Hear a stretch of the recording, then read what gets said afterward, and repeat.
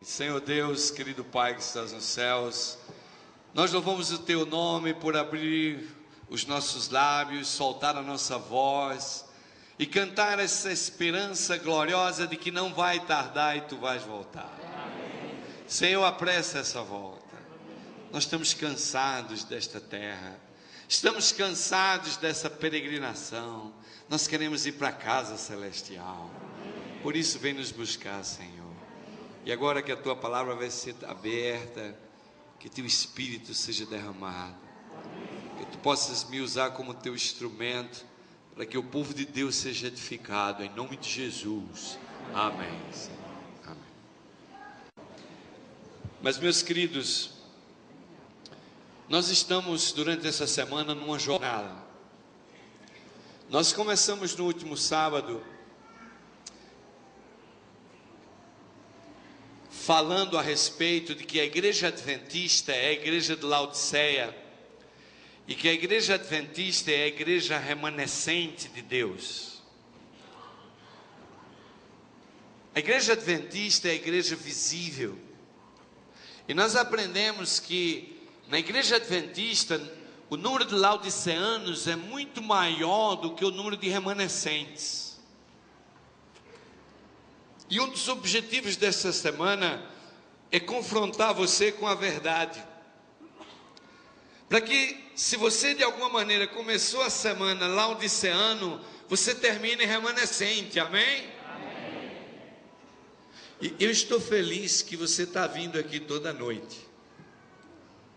Esse é um sinal de que o Espírito de Deus está movendo você em alguma direção. A história do pecado vai terminar de forma dramática. E quando nós estudamos a terceira mensagem angélica, essa mensagem angélica é um alerta de Deus para o mundo completamente entenebrecido pelo pecado. A primeira mensagem angélica, ela é muito pregada. A segunda é esquecida. E a terceira, a gente só menciona. Terceira mensagem angélica, mensagem do terceiro anjo. E tudo é mensagem do terceiro anjo. Mas eu tenho que confessar a vocês que eu não vejo a igreja adventista pregando a mensagem do terceiro anjo.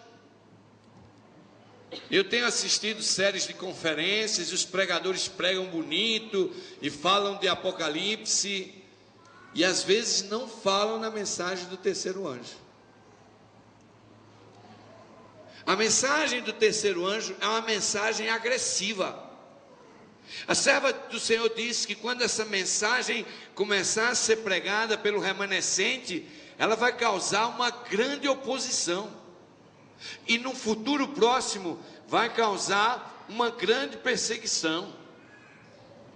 O primeiro anjo, com a sua mensagem, convoca a adoração a Deus. E o terceiro anjo fala daqueles que adoram a besta e a sua imagem. A mensagem do terceiro anjo é o mais poderoso pronunciamento de juízo encontrado na Bíblia. É a última mensagem com a intenção de chocar o planeta, de despertar o planeta, de acordar as pessoas para entender que o drama final do conflito dos séculos está chegando. E elas precisam adorar a Deus e não a besta e a sua imagem. Essa mensagem do terceiro anjo, ela divide o mundo, o planeta, em dois grupos. Os justos e os ímpios. Os que adoram a Deus e adoram a besta e a sua imagem. Quando essa mensagem for pregada, não há neutros. Ou estaremos de um lado, ou nós estaremos do outro lado. E a Bíblia deixa muito claro que a mensagem do remanescente é a mensagem do terceiro anjo. O Evangelho Eterno começou a ser pregado antes de 1844. E a mensagem do primeiro anjo, ela continuou soando através dos séculos e chegou até nós hoje. E ela deve continuar sendo pregada. Mas o problema nosso hoje é que nós precisamos pregar a mensagem do terceiro anjo. Porque o Espírito de Profecia deixa muito claro que a igreja remanescente, a última igreja do final da história desse mundo, a mensagem que ela vai pregar é a mensagem do terceiro anjo. O primeiro anjo faz uma convocação para adorar, e o terceiro fala das consequências de não adorar esse Deus verdadeiro que o primeiro anjo diz que nós devemos adorar. Meus queridos, o homem foi criado para se relacionar com Deus. Quando Adão abriu os olhos, a primeira coisa que ele viu foi o rosto de Deus, amém? Adão é um cara privilegiado. Eu não me lembro o que é que eu vi quando eu nasci, não me lembro mesmo. Mas devia ter algum pediatra me segurando lá de cabeça para baixo, eu acho. Com certeza. Mas Adão, quando ele abriu os olhos, ali estava a figura de Deus. O homem foi criado para se relacionar com Deus. O homem foi criado para ser companheiro de Deus. O homem foi criado para andar com Deus. O homem foi criado para viver ao lado de Deus. E a razão por que existe tanto sofrimento e tanta dor hoje é porque o homem tem se afastado de Deus. O homem hoje não anda mais com Deus. Ele anda com o iPod, ele anda com o MP3, ele anda com um monte de coisa, mas ele não anda com Deus. Existe um vácuo dentro da natureza humana que só Deus pode preencher. E a história bíblica mostra o homem fugindo de Deus e Deus atrás do homem. Onde estás, Adão? Onde estás, Adão? Meus queridos, o pecado fez uma grande separação. O vazio da alma e a tristeza que sentimos no interior às vezes é a ausência de Deus, porque nós fomos criados para estar com Deus, para viver com Deus, caminhar com Deus e ser companheiro de Deus. Mas nós insistimos em buscar as coisas deste mundo, em buscar o entretenimento, a música e essas coisas todas maravilhosas que o mundo tem para oferecer. E Deus vai ficando para trás, e começa a haver um vazio, um vácuo na alma humana que só Deus pode preencher. E eu lhes digo, nunca houve uma época onde as pessoas buscassem tanto a Deus como hoje. É por isso que existem tantas religiões por aí. Há uma fome de Deus no mundo moderno. Há uma carência de Deus no coração do ser humano.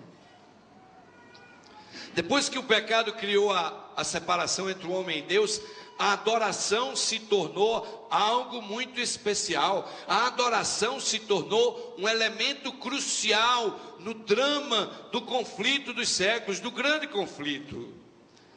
E eu não sei se vocês já perceberam, mas à medida que o fim vem chegando, à medida que o fim está chegando, existe uma intensificação da adoração dentro da igreja. E eu digo isso, sabe por quê? Porque quando eu era pequeno e usava calça curta, vocês não sabem o que é calça curta não, sabe? Melhor não saber mesmo, uma coisa que eu odiava. Minha mãe obrigava eu a usar aquelas calças curtas com aqueles terninhos de garotinha de borboleta. E eu odiava aquele negócio. Mas desde que eu uso calça curta, naquele tempo não existia louvor. Naquele tempo só tinha hino inicial e hino final. E por muito tempo foi assim. Agora que o fim está chegando, há um despertamento nas igrejas evangélicas, carismáticas, até católica, e até mesmo na igreja adventista.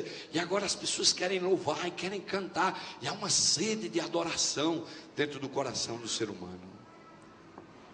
Meus queridos, a mensagem do terceiro anjo é um alerta ao mundo do perigo de adorar a besta e a sua imagem. E eu lhes digo, o grande problema do grande conflito é a adoração, é a quem você vai adorar. Se eu perguntar para você quem você adora, você vai dizer que adora a Deus. Minha filha teve um tempo que ela gostava de rap. Vocês sabem o que é rap? Se você não sabe, eu também não sei explicar o que é não. Mas eu sei que é uma música que fica batendo e repetindo a mesma coisa um monte de vezes. Minha filha, ela teve uma fase da vida dela que ela ficou maluca com esse rap. Ela dormia ouvindo rap. Eu me deitava na cama e via aquele rap lá longe, ia lá mandar baixar e desligar. E aquilo foi uma guerra danada. A pequena estava maluca com o rap na cabeça. Meus queridos, é muito difícil você adorar a Deus quando você está ouvindo essa música aí de fora. Satanás tem trabalhado de maneiras assim extremamente astuciosa, porque é o seguinte: quando você não adora a Deus, você adora a quem? A quem? Se você for dizer para alguém aí que ele adora a Satanás, você vai se dar mal. Você vai se dar mal. Satanás não quer que ninguém adore a ele. Satanás quer que você pare de adorar a Deus e adore quem? Você mesmo. Foi isso que ele disse para Eva. Ele disse: olha, quando você comer desse fruto, você vai ser igual a quem? Você vai ser igual a Deus. Não, eu sou uma cobra. Esquece. O ponto de Satanás não é fazer você seguir ele ou adorar a Deus. O ponto de Satanás é você não adorar a Deus. Porque quando você não adora a Deus, aí você já está adorando alguma outra coisa. E geralmente é a você mesmo que você está adorando. E você nem percebe. Você nem percebe quem é que você está adorando. Meus queridos, a mensagem do terceiro anjo fala de um poder. Fala de um poder que se levantaria depois do Império Romano. E eu queria começar aqui lendo um texto. Vamos ver se isso vai passar comigo. Talvez esse poder que a Bíblia fala, São João chama de besta. Mas São João chama de besta, sabe por quê? Porque quando em Apocalipse 13 lá fala de que ele estava olhando para o mar e de repente veio um bicho saindo dentro do mar. E dizia que tinha cabeça de leopardo e não sei o que mais lá, um monte de coisa, um monte de bicho vinha aparecendo. E ele começou a tentar identificar qual era o bicho, era o leão, era a águia, e ele foi dizendo dos bichos assim, de repente ele disse: olha, eu vi uma besta.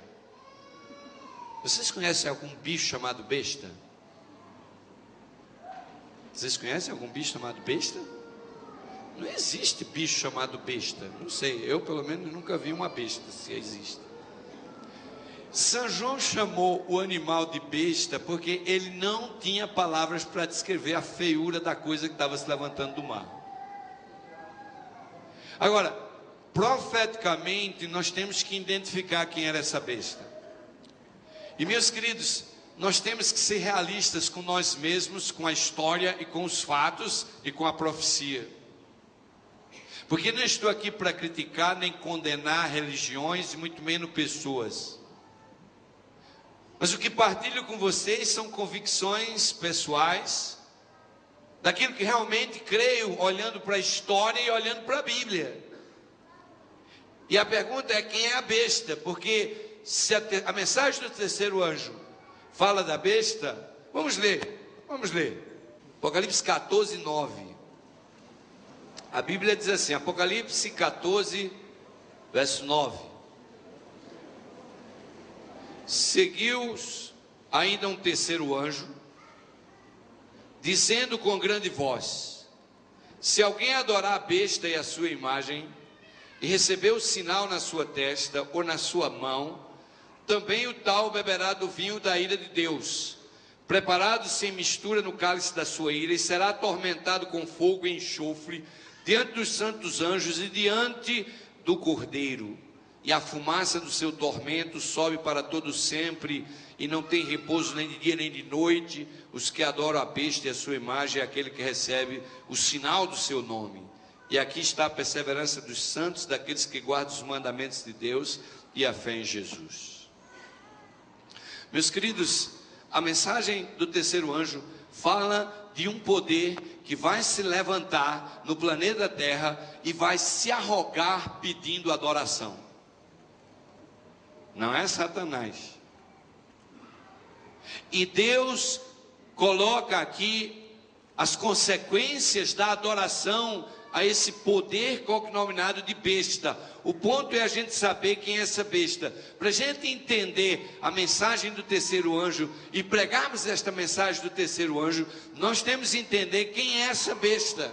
Agora, Apocalipse dá algumas características dessa besta, porque Apocalipse 13:2 diz que essa besta, ela vai surgir depois de Roma pagã.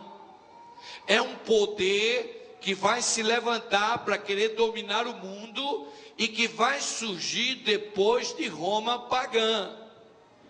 Bem, se a Bíblia dá esse clue de que a profecia vem depois de Roma pagã, nós temos que olhar na história para buscar quem é o poder que se levantou depois de Roma pagã.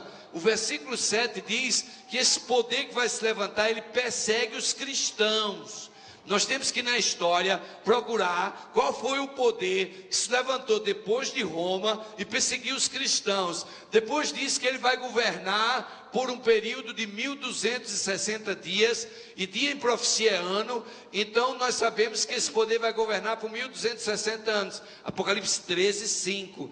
Depois diz que a besta representa um poder blasfemador. Apocalipse 13, verso 6. Depois desse período, essa besta será destronada do seu poder. O domínio dela vai parar.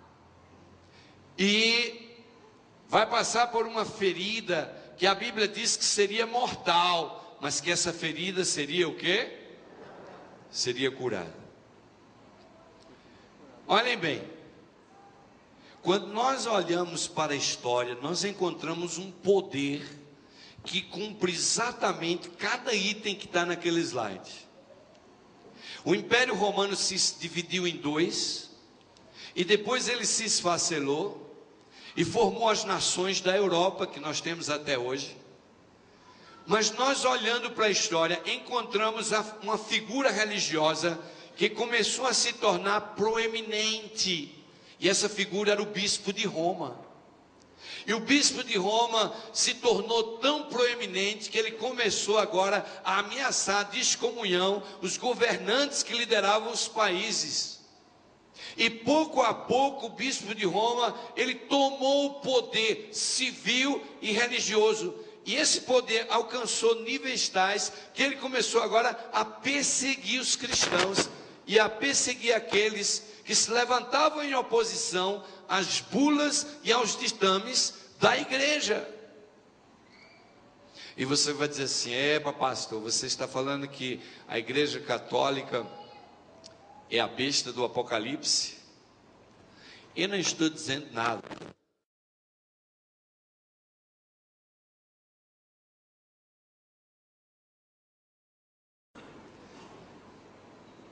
Se vocês olharem, a Bíblia ali está falando as características do poder que se levantar.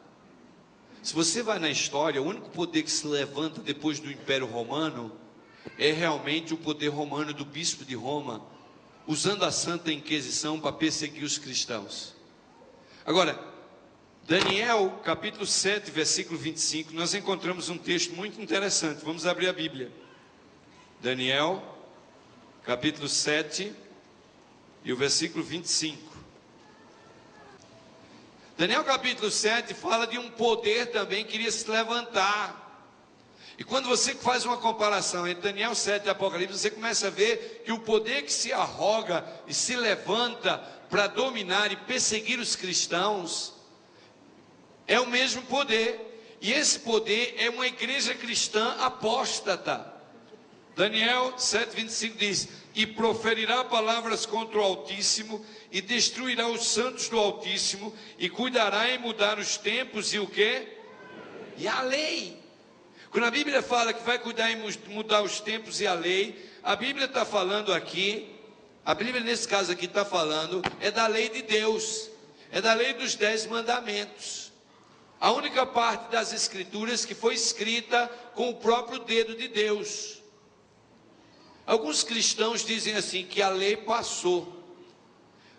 Mas essa é uma declaração muito perigosa, porque muitas vezes os cristãos dizem que a lei passou tentando fugir do sábado, mas quando ele foge do sábado, ele termina fugindo também de tudo o resto que a lei fala. Porque se o sábado passou, o adultério também passou, o matar também passou. Podemos fazer tudo. Se quebrou um mandamento, quebrou tudo. Mas há um poder que vem tentando mudar a lei. Há um poder que a profecia diz que se arroga a representar Deus aqui no planeta Terra. E nós não precisamos de muito para ir à história e buscar encontrar esse poder que alcança essas características e que a Bíblia diz que esse poder será a besta. Não é eu que estou dizendo, nem eu que estou nominando, mas é a Bíblia e a história que comprovam a profecia. E quanto a isso eu não posso fazer nada. Olhem que diz o Grande Conflito, página 261. No capítulo 13, de 1 a 10, descreve-se a besta semelhante ao leopardo, a qual o dragão deu o seu poder, o seu trono e grande poderio. Esse símbolo, como a maioria dos protestantes tem crido, representa o papado que se sucedeu no poder, trono e poderio, uma vez mantidos pelo antigo Império Romano. Declara-se quanto à besta semelhante ao leopardo, e foi-lhe permitido fazer guerra aos santos e vencê-los, e deu-lhes poder sobre toda tribo e língua e nação. E diz o profeta, vinham de suas cabeças como ferida de quê? De morte. A razão por que nós cremos que a besta, essa besta de Apocalipse 13, refere-se ao bispo de Roma e ao poder religioso romano, não é porque queremos atacar nenhuma religião, mas é porque este é o único poder que se levantou depois da queda do Império Romano, com poder e autoridade para perseguir e oprimir os cristãos, representando a igreja apóstata de Deus.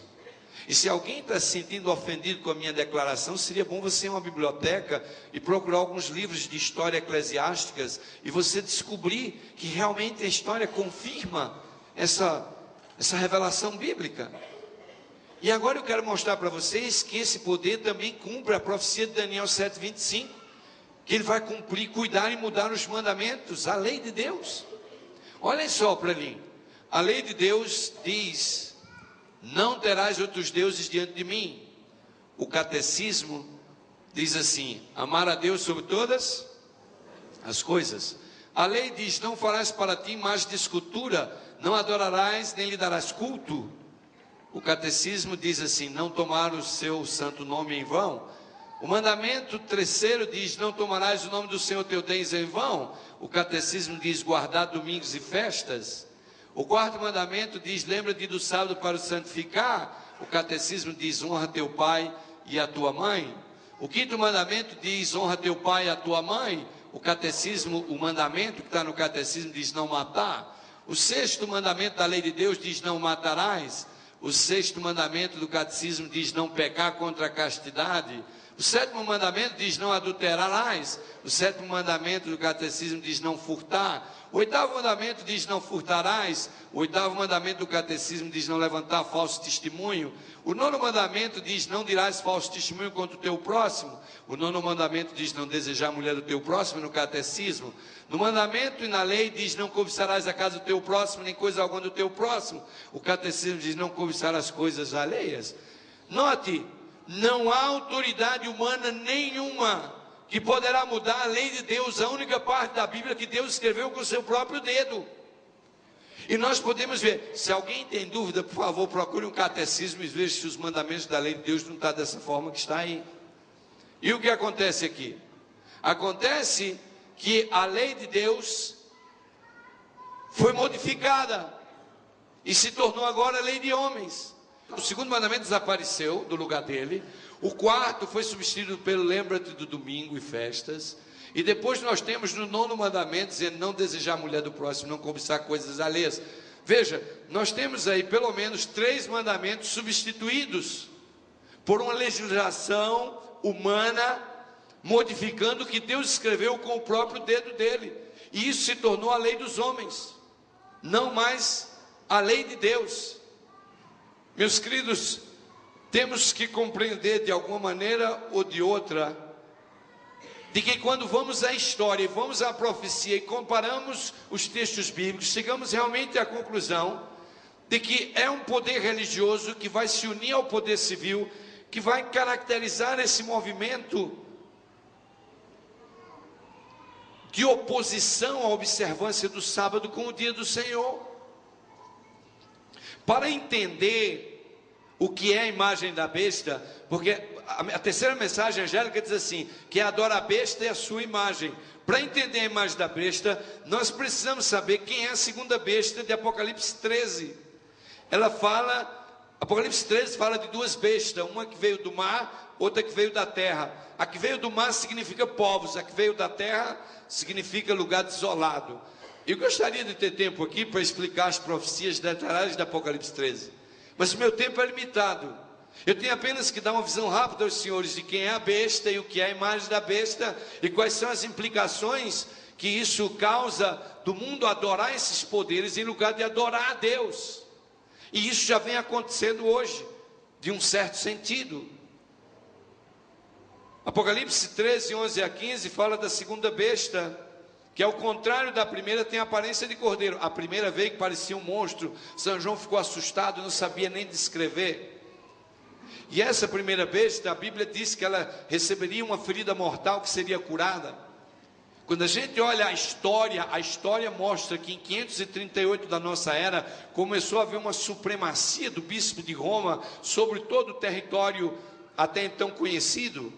E essa supremacia perdurou até 1798, quando finalmente Napoleão, querendo dominar a Europa, enviou o general Berthier para invadir o Vaticano e finalmente prendeu o Papa e levar para avião. Igrejas católicas foram destruídas, igrejas foram queimadas, padres foram presos. Parecia realmente o fim da Igreja Católica no início do século XIX. E se os senhores acham que eu estou mentindo ou contando história de carochinha ou mal, por favor procurem a história.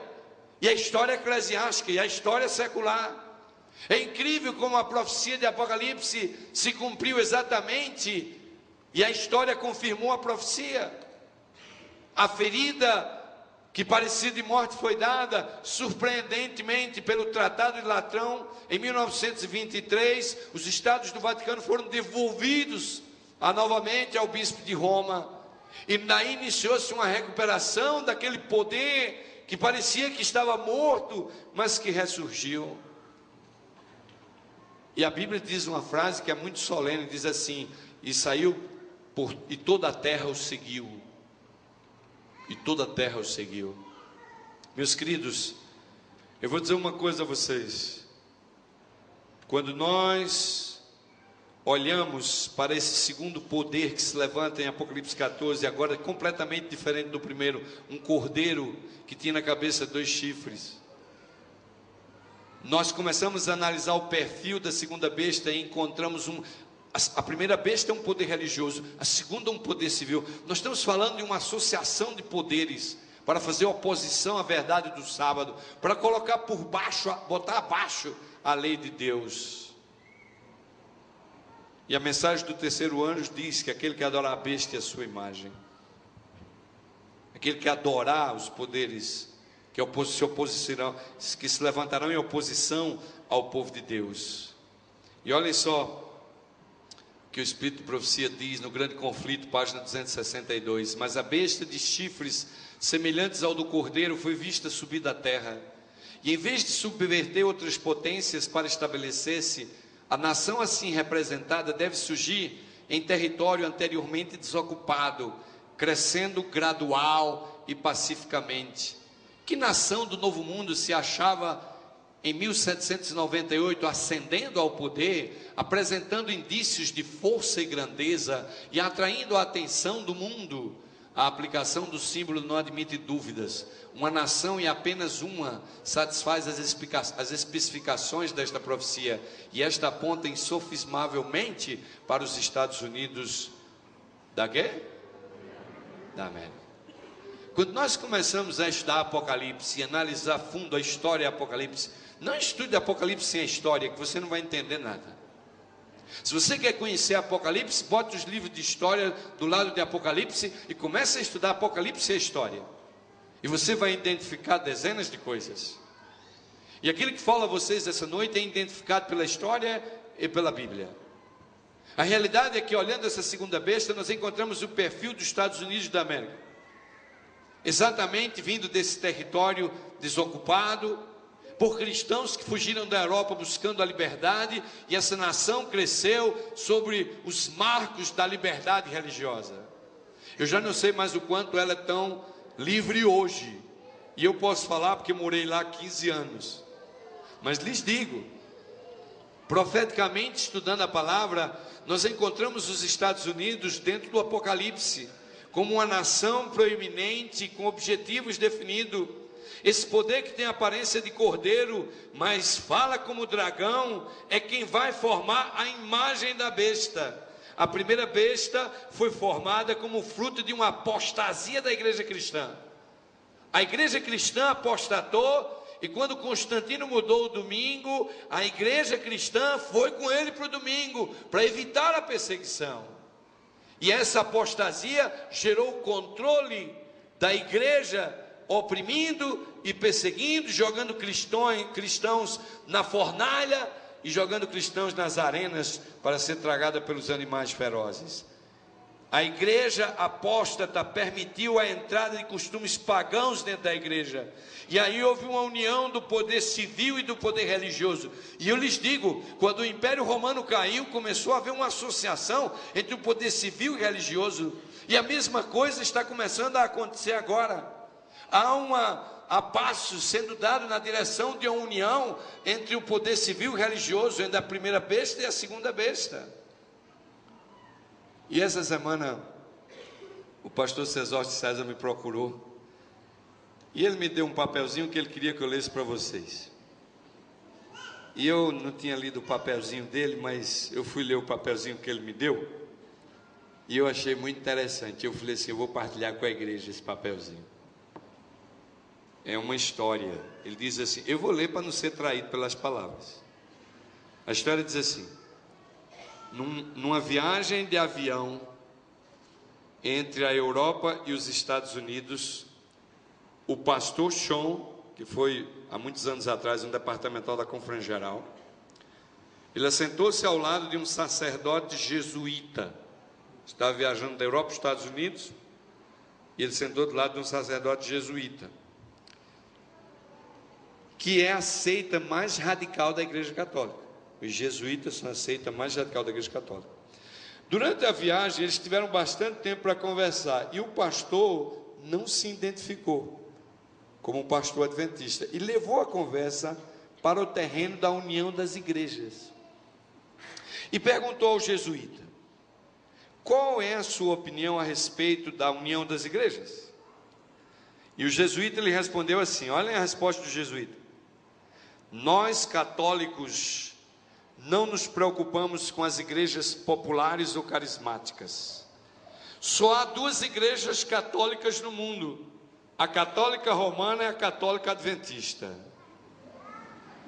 Nossa preocupação está nesta última igreja, porque eles não vão se unir a nós, e a última batalha vai se travar entre essas duas igrejas.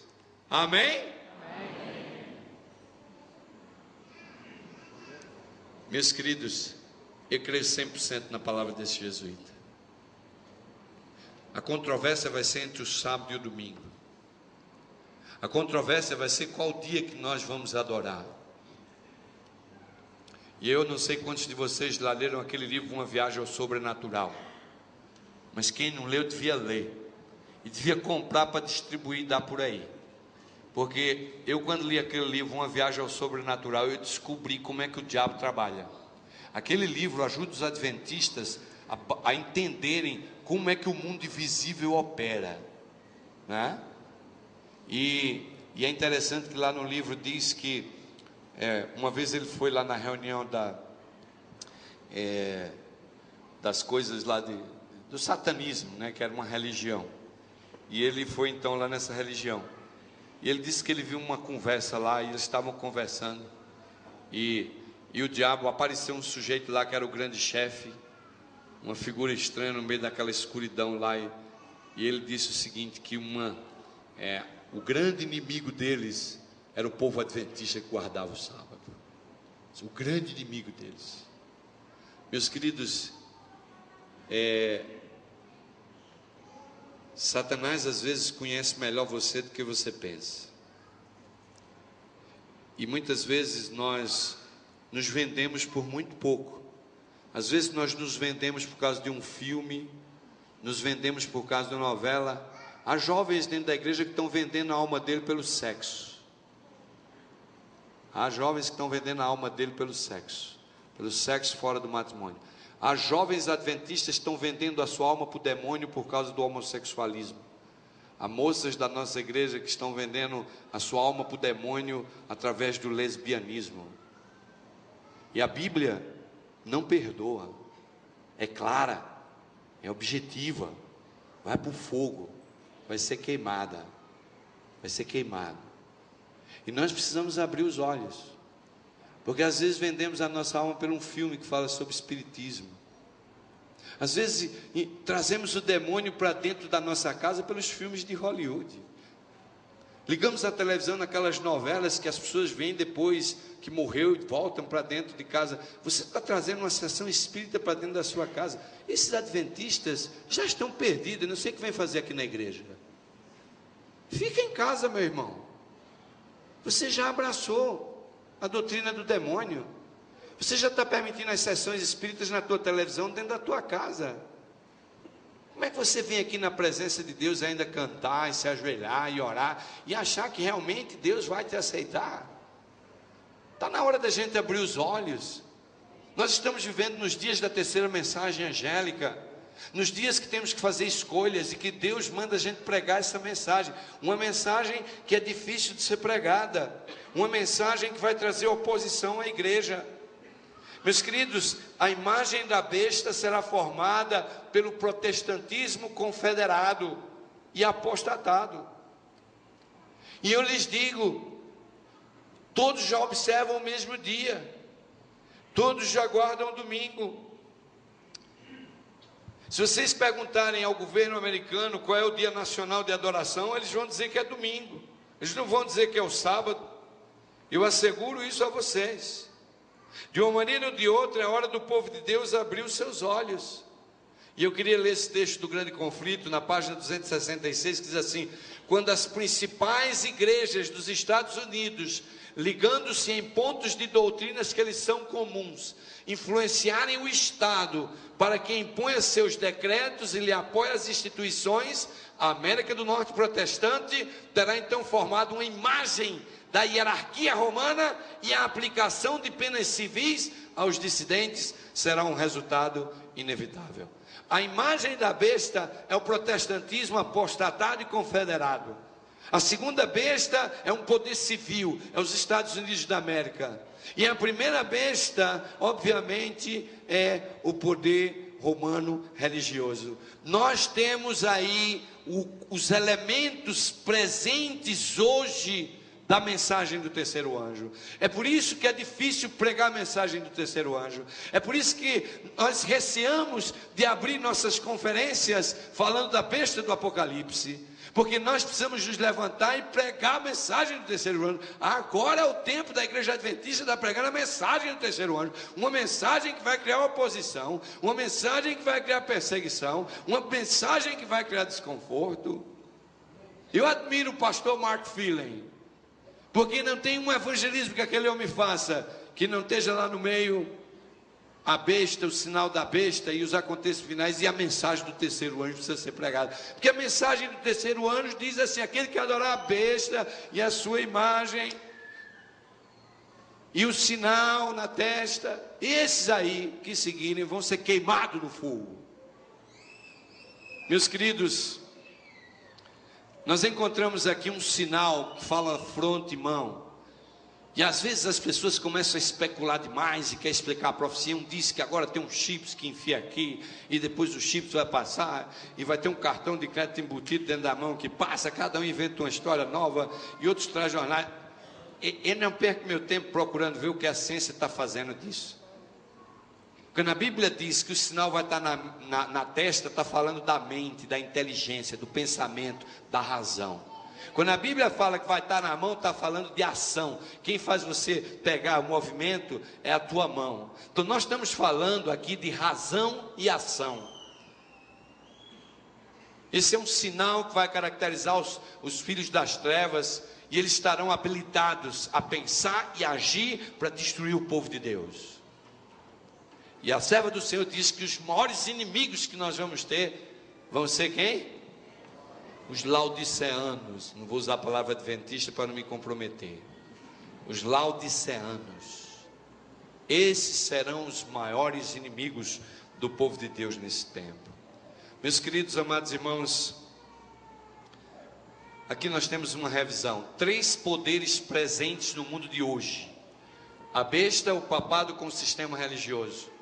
A segunda besta, os Estados Unidos, um poder civil. A imagem da besta, o protestantismo apostatado. Agora, eu quero mostrar para vocês uma estatística bem antiga.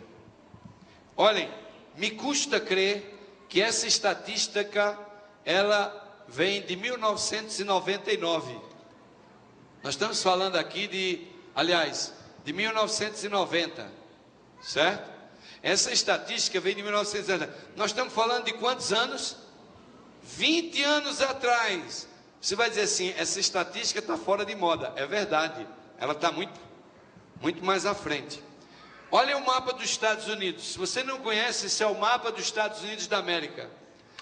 Esta mancha cinza ou rosa, sei lá o que é isso. Aqui, no meu laptop era rosa, mas aqui ficou outra coisa esquisita. Essa mancha grande, isso aí é o seguinte: eles fizeram uma pesquisa em cada estado americano para saber os religiosos, qual era a religião deles. A grande maioria do estado, qual era a religião? Era católica, presbiteriana, adventista, certo? E aí, eles botaram ali cada cor. Por exemplo, essa região branca aqui no centro dos Estados Unidos são os batistas do sul. Em todos esses estados, os batistas são maioria. Aquele pontozinho ali, azul ou verde, naquele estado, é os metodistas. Os metodistas só são maioria naquele estado. Aquele ponto meio vermelho, rosado lá em cima, é os luteranos. Os luteranos só são maioria naquele estado lá em cima. Esse meio verde, musgo aqui no meio, é os mormons. Os mormons só são dominantes em maioria nesses estados. Agora, o resto do país inteiro, com essa cor que você está vendo, inclusive o Havaí aqui embaixo e o Alasca, vocês sabem que religião é essa? Católica. E nós estamos falando de um país o quê? Como pode um país protestante ter a maioria católica em quase todos os estados da Federação Americana? Essa estatística é de 1990, imaginem 20 anos depois. Nós jamais podíamos imaginar uma estatística dessa. Como é que o catolicismo está crescendo na América do Norte? De uma maneira incrível. Meus queridos, a mensagem do terceiro anjo é uma mensagem de alerta. E é interessante que a mensagem, ela fala da ira de Deus, do vinho da ira de Deus. Os falsos adoradores vão ser vítimas da ira de Deus. O vinho da ira de Deus é um símbolo do julgamento de Deus sobre os ímpios. É o derramamento das sete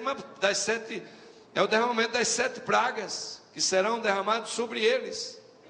As 7 pragas é a resposta final de Deus àqueles que têm resistido ao Evangelho, que têm desobedecido os seus mandamentos. E quando a gente lê Apocalipse capítulo 7, versículo 1, lá diz que os 4 anjos estão segurando os 4 ventos da terra. E no mundo de hoje há uma confusão danada, né?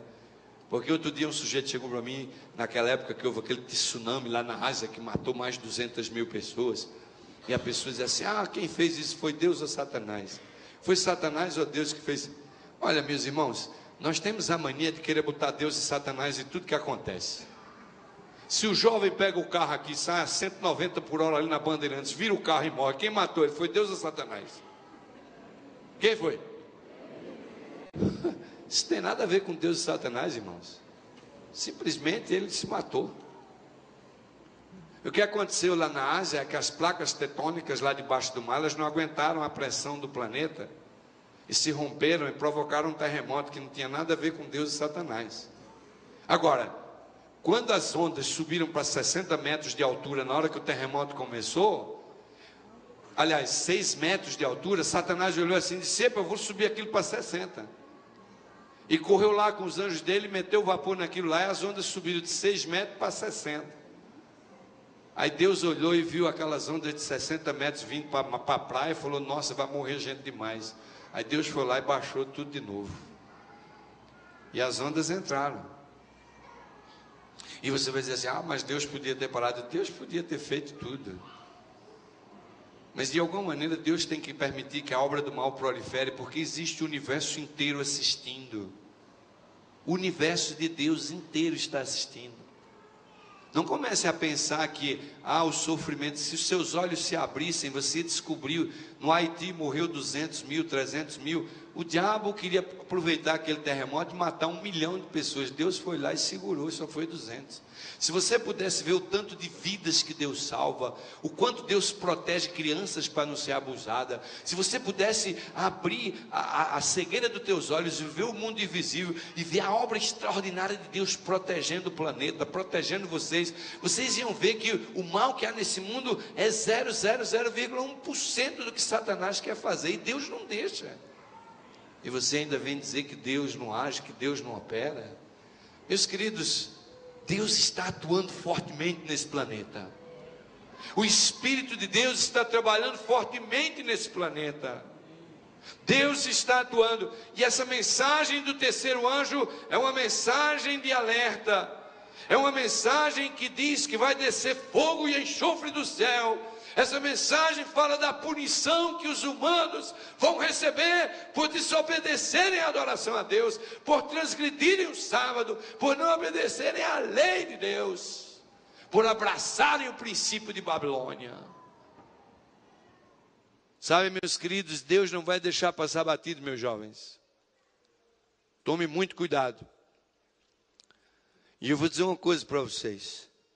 Quando um jovem adventista chega aqui na frente do altar para casar, vestido de branco com a moça, e os dois já tiveram sexo, tudo aquilo que o pastor faz, inclusive a oração que era para ser uma bênção, aquilo virou uma maldição.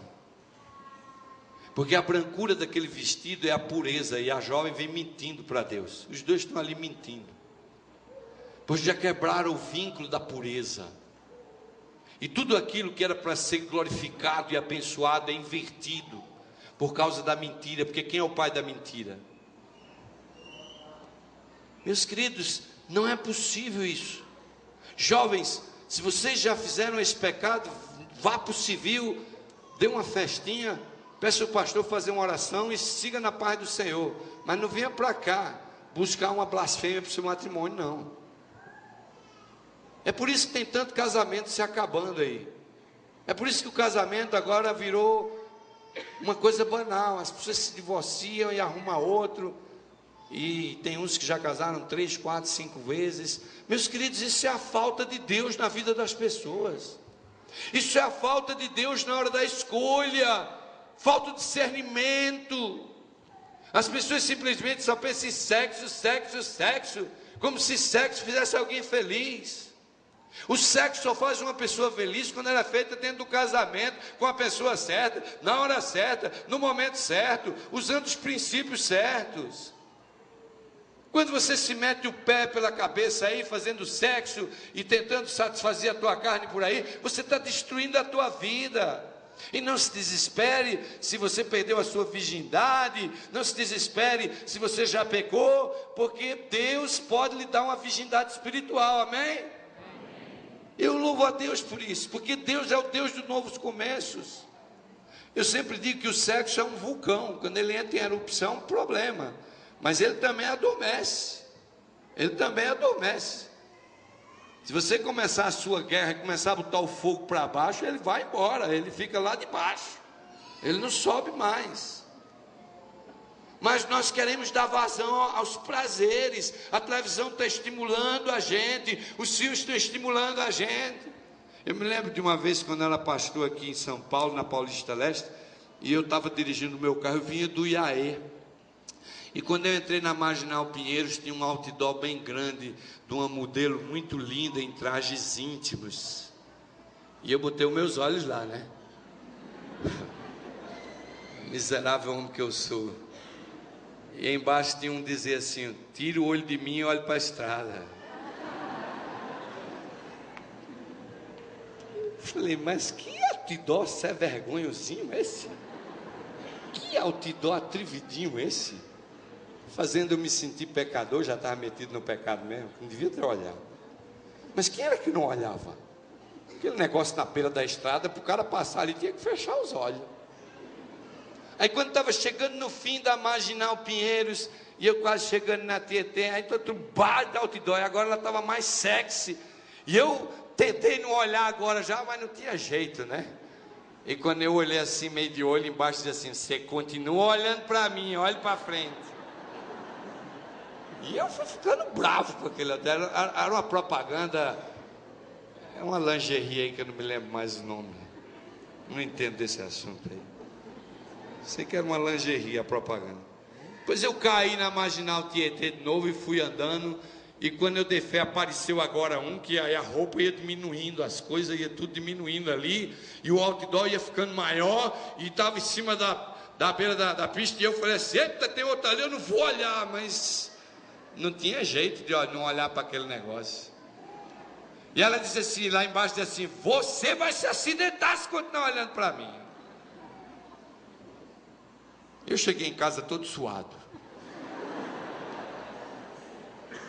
Falei, mas o demônio inventa cada coisa. O demônio sabe fazer as coisas direitinho para você andando no track dele. Meus queridos, Satanás é o pai da mentira. Ele está destruindo as pessoas, ele está destruindo os nossos jovens. A mentira tem se espalhado com a verdade, e agora ninguém já sabe mais o que é verdade e é mentira. Eu digo para vocês, eu tenho uma luta terrível com a mentira. Eu não sei se você tem, talvez você já até nem percebe, mas eu ando numa luta para não mentir. E às vezes, para não mentir, o prejuízo é alto. Porque quando você decide não mentir, você vai pagar, e o preço é alto, eu estou falando sério. Tem mentirinha branca que a gente solta aí, que a gente já acha até que é verdade. E não é bem assim. Outro dia eu estava lendo, e eu não sou mentiroso, né, irmãos? Mas as mentirinhas aparecem. E eu fui ler um livro sobre a mentira. Eu vou ler um livro sobre a mentira. De um pastor evangélico, é Josué não sei de quê. E aí quando eu li o livrinho sobre a mentira, tinha uma história lá. E a história dizia que 3 jovens da igreja, eles decidiram um sábado à noite subir o morro para orar lá em cima do morro. Os 3 queriam fazer um momento de comunhão, e os 3 subiram o morro. Então eles fizeram um fogo, e antes de dormir os 3 estavam lá em cima orando e cantando, levando violão. Era um reavivamento dos 3 amigos lá em cima. Aí chegou uma hora que eles disseram assim: olha, vamos aqui cada um confessar qual é o seu maior pecado. Aí o outro falou: não, é melhor a gente não confessar qual é o nosso maior pecado. Eu falei: não, vamos confessar cada um o seu pecado. A gente está aqui unido, a gente é fiel. Vamos confessar o pecado. E o primeiro disse: tá bom, eu vou confessar o meu pecado. Qual é o seu pecado? Ele falou assim: ó, o meu pecado é que eu não consigo chegar na igreja sem olhar para as pernas das menininhas. As pernas das irmãs, isso está acabando comigo. As irmãs chegam lá com aquelas mini saias, aquelas roupas indecorosas, e eu fico doido tentando olhar, e eu não consigo ficar sem olhar para as pernas das irmãs da igreja. E o outro disse: o meu pecado é muito pior que esse. O meu pecado, e não vou nem contar meu pecado, que o meu pecado é muito pior. Eu falei assim: oxe, que pecado pode ser maior do que o meu, de estar olhando para as meninas, para as mães da igreja? Ele falou: não, o meu é muito pior. O seu é pior, mas qual é o seu que é pior? Ele disse: o meu é muito pior, sabe por quê? Não vou contar não. Não, conta, eu já contei o meu, agora você não vai contar? Conta. E começou aquela pressão: tá bom, eu vou contar. Olha, o meu pecado é que eu vou na igreja e eu gosto de olhar para os meninos. E o outro disse: não, esse é pior do que o meu pecado. Mas é o terceiro. Mas aí o terceiro disse: sim, o meu pecado é muito pior do que esses dois. O meu pecado é muito pior que esses dois. Mas muito pior mesmo, não vou nem falar o meu pecado. Não, agora tem. Aí começou a briga agora. Ué, nós dois contamos qual era o nosso maior pecado. Agora você não quer contar o teu pecado? Conta o teu pecado também. Fala: não, o meu pecado eu não vou contar de jeito nenhum. E começou aquela briga lá, ficaram quase meia hora brigando. Finalmente eu falei: vocês querem saber meu pecado? Eu vou contar. Eu falei assim: o meu pecado é pior que o de você. Mas o que pode ser pior que isso? Só o meu pecado, sabe o que é? É que eu vi esses dois pecadinhos de vocês e eu estou doido para descer lá embaixo e contar para a igreja toda.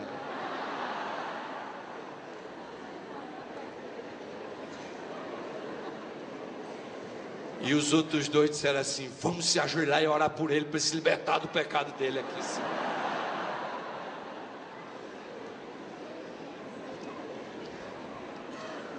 Irmãos, Satanás é muito astuto. E o povo de Deus só pode estar habilitado para lutar contra esse poder terrível do mal quando coloca Cristo Jesus na sua vida. Nós temos um desafio imenso de sacudir o mundo, de desafiar o pecado, de chamar o pecado pelo nome. Meus queridos, nós precisamos alertar o mundo lá fora que aqueles que adorarem a besta e a sua imagem, eles vão ser destruídos pelo fogo e enxofre, como Sodoma e Gomorra foi. A mensagem é essa. Mas há um texto aqui na Bíblia, na terceira mensagem angélica, que deixa a cabeça de muita gente confusa, e eu queria ler com vocês. Apocalipse 14, 11. Não, vamos ler o 10. O tal beberá do vinho da ira de Deus, preparado sem mistura no cálice da sua ira, e será atormentado com fogo e enxofre diante dos santos anjos e diante do Cordeiro, e a fumaça do seu tormento sobe para todo o quê? Então quer dizer que vai haver um lugar no universo de Deus onde as pessoas vão ficar queimando para sempre, onde as pessoas vão ficar torrando para sempre.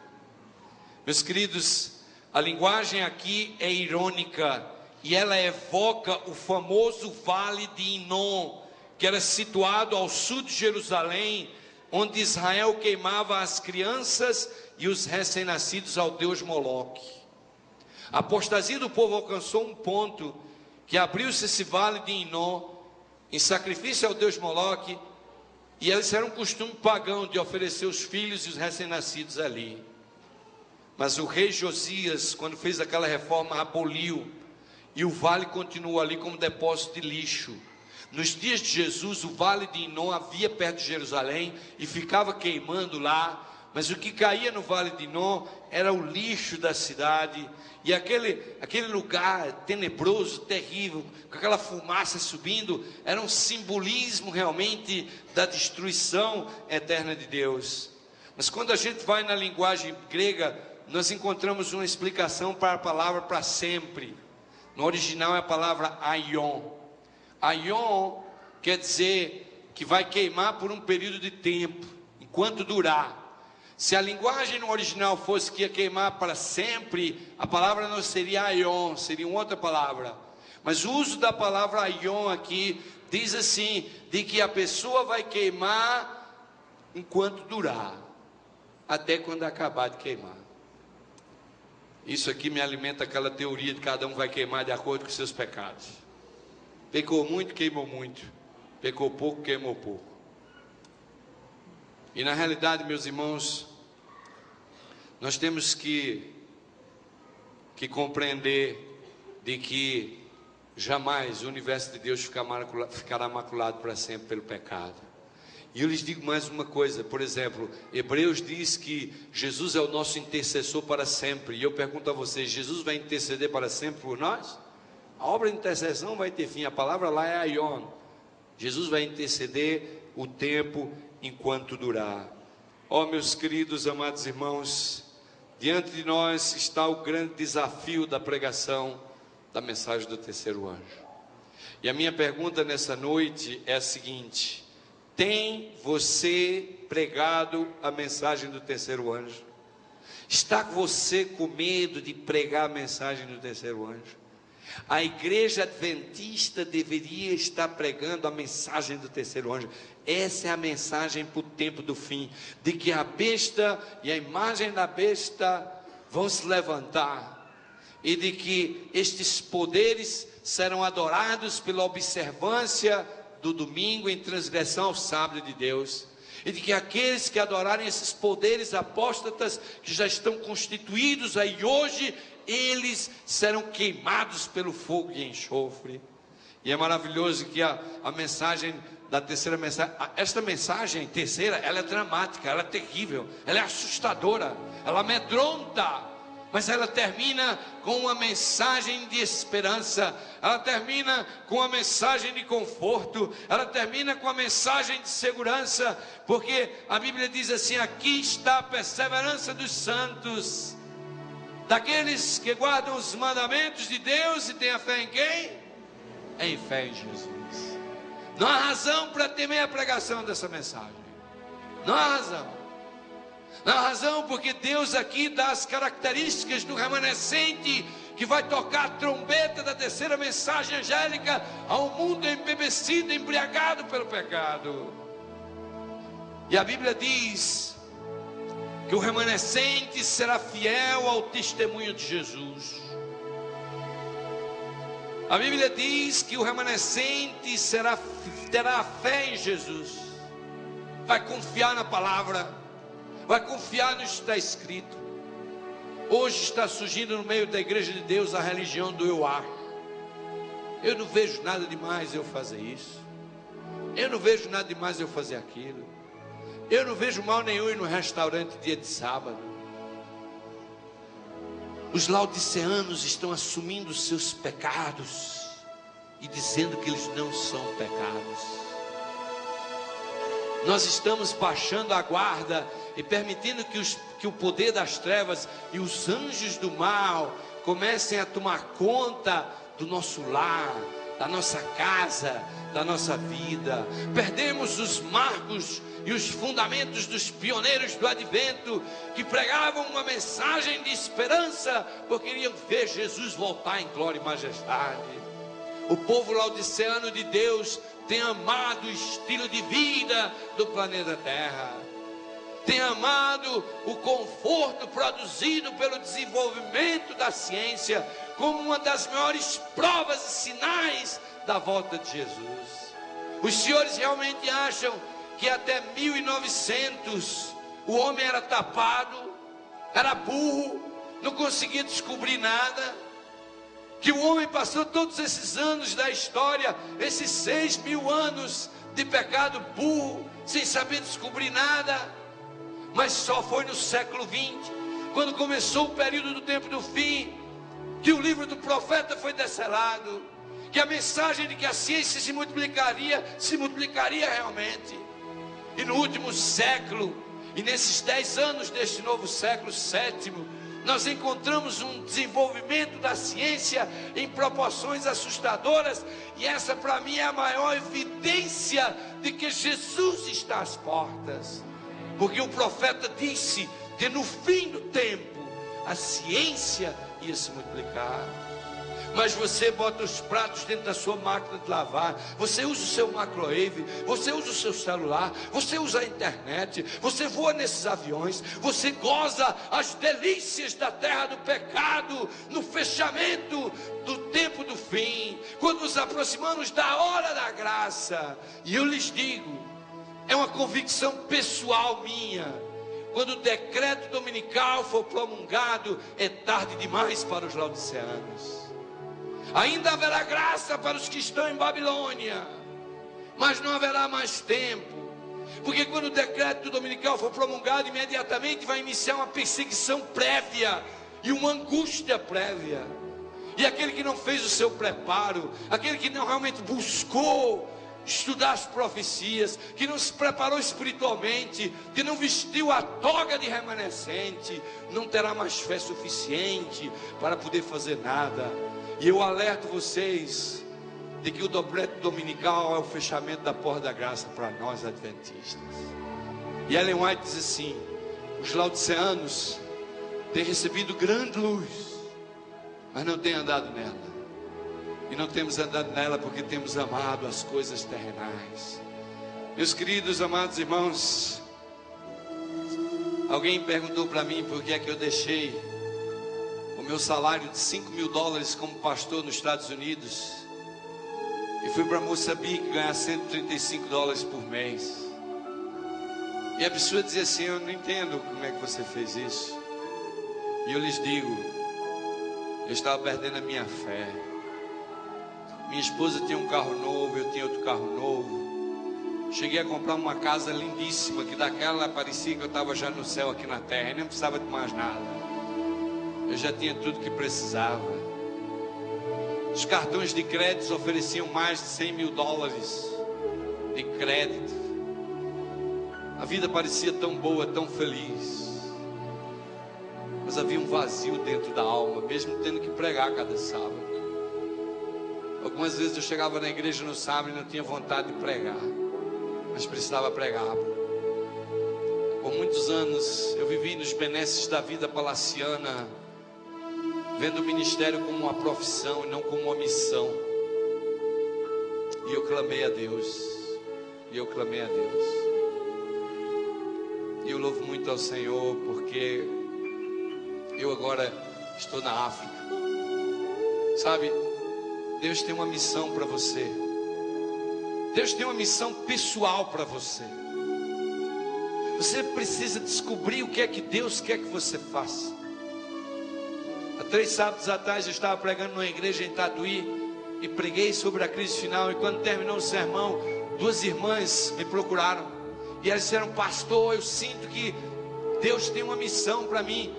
Eu não sei o que fazer. O meu esposo é professor e eu sou dentista. E a outra disse: o meu esposo também, eu sou dentista. Eram 2 dentistas.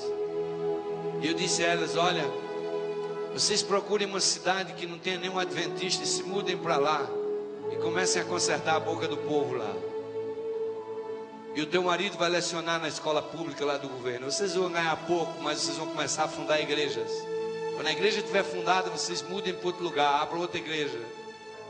Se tornem evangelistas itinerantes da pregação do evangelho, abrindo igrejas, servindo ao povo, curando a alma dos necessitados, abreviando o reino de Deus que está chegando. Você tem uma missão nesse planeta. Se você quer ser remanescente, você precisa descobrir qual é o teu chamado, qual é a tua missão, o que é que você realmente pode fazer para Deus. E Deus vai te abençoar. Porque o remanescente é aquele que tem a perseverança dos santos. O remanescente é aquele que espera no Senhor. O remanescente é aquele que prega no evangelho. E eu me lembro quando eu era pastor em New Jersey, um dia uma moça entrou no meu escritório pastoral chorando. E ela disse: pastor, eu preciso falar com o senhor. E ela era uma moça líder do louvor da igreja. Eu disse: filha, por que você está chorando? Ela disse: pastor, eu recebi uma carta da minha mãe. Eu queria ser como a minha mãe. Ela mora lá no interior da Bahia. E eu disse: mas o que é que tem a sua mãe de tão especial para você estar chorando para ser igual a ela? E ela disse: pastor, a minha mãe tem 68 anos e ela tem que trabalhar para viver. Ela lava roupa, Ela sai de casa todo dia das 8 da manhã até as 4 da tarde. Durante todo esse horário ela está lavando roupa.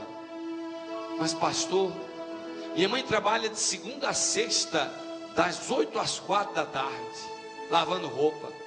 Mas esse ano ela batizou 68 almas para Jesus. E eu disse: o quê? 68 almas para Jesus? Eu estudei teologia, fiz mestrado, estou para terminar um doutorado, fiz todas essas coisas aí, sou pastor há quase 30 anos, e não consigo batizar e nem 20 almas por ano. Como é que a sua mãe com 68 anos, trabalhando 8 horas por dia, ela batizou 68 anos? Pastor, a minha mãe, ela vive nessa terra esperando o reino. A minha mãe, pastor, ela vive para pregar o evangelho.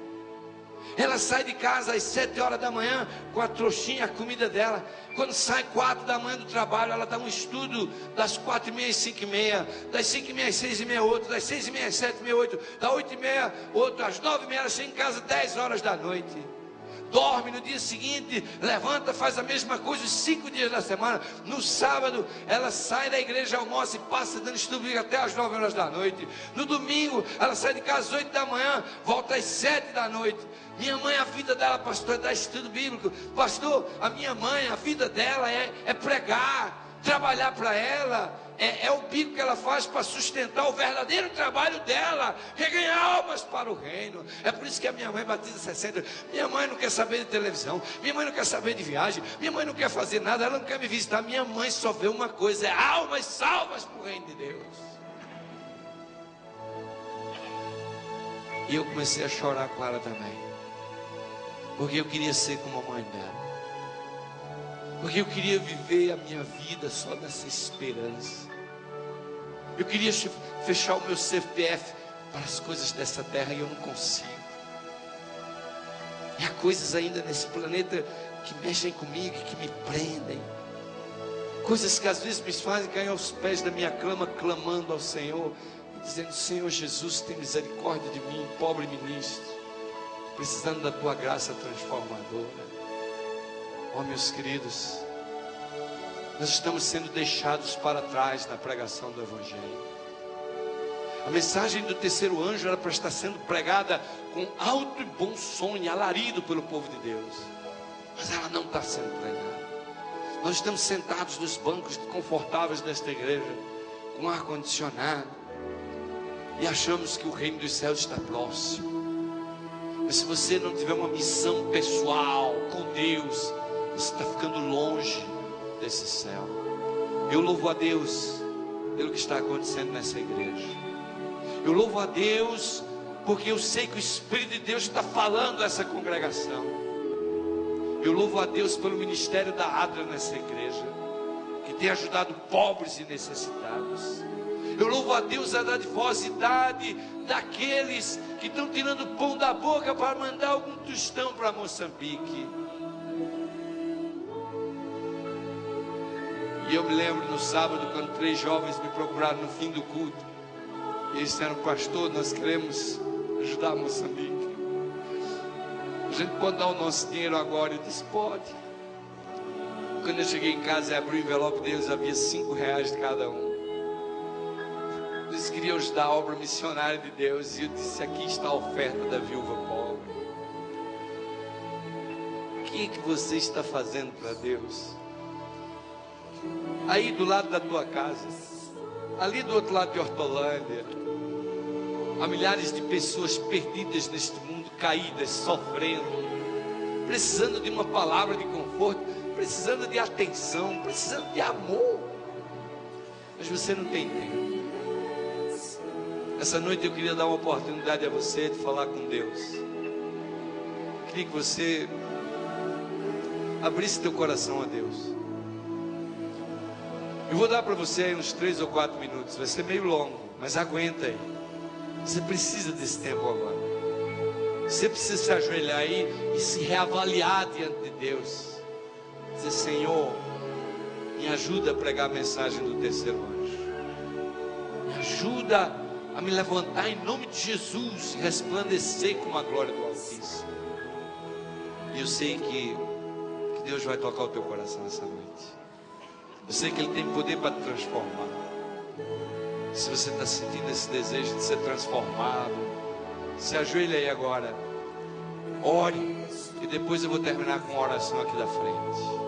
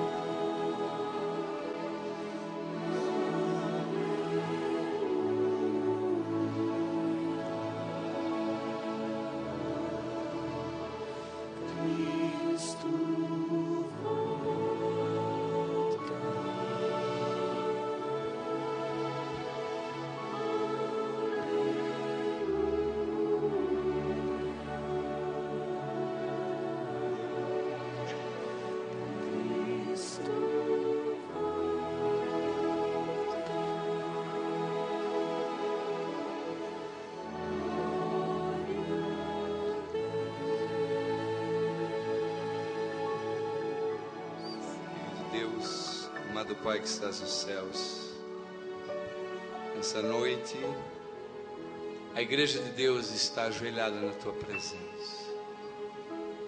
O povo do Senhor se inclinou perante do trono do Altíssimo, com o coração aberto. E eu, como ministro do Evangelho, rogo que o anjo da presença do trono de Deus voe até esses corações e toque esses corações com a brasa do perdão, a fim de que estas almas sejam purificadas de todo pecado. Ó Senhor Deus, nós sabemos que o tempo está expirando. Nós olhamos para os jornais, para os noticiários, e nós podemos ver de que os sinais nos avisam que a hora final está chegando. Senhor, nós estamos esperando o grande momento do conflito final e da final vitória. Esperamos o dia quando finalmente passaremos a última noite na terra e ascenderemos em glória e majestade contigo para o lar celestial. Senhor, ajuda a tua igreja a reavivar essa esperança. Ajuda a tua igreja a viver pela fé, como diz São Paulo. Que nós realmente possamos começar um novo caminho. Que nós possamos começar a encher o nosso coração do amor do Pai. De que a glória do Senhor resplandeça sobre nós. Senhor, se há pessoas aqui essa noite angustiadas, amarguradas, tristes pelo sofrimento da estrada da vida, consola elas com a tua paz, ó Senhor. Mostra para elas que a vida neste mundo é temporária, é passageira, que os sofrimentos e as dores fazem parte da lapidação do caráter, para poder usufruir da grandeza da glória eterna que vai se manifestar. Ó Senhor, em tuas mãos eu entrego essa congregação. Entrego em tuas mãos o anjo que tu escolheste, o pastor Weber e a sua família. Que o Espírito do Senhor possa encher esse teu servo. Que o povo do Senhor possa aqui iniciar um reavivamento, uma reforma em suas vidas. E que a glória do Todo-Poderoso brilhe nestes corações, agora e para todo sempre. Amém. Amém.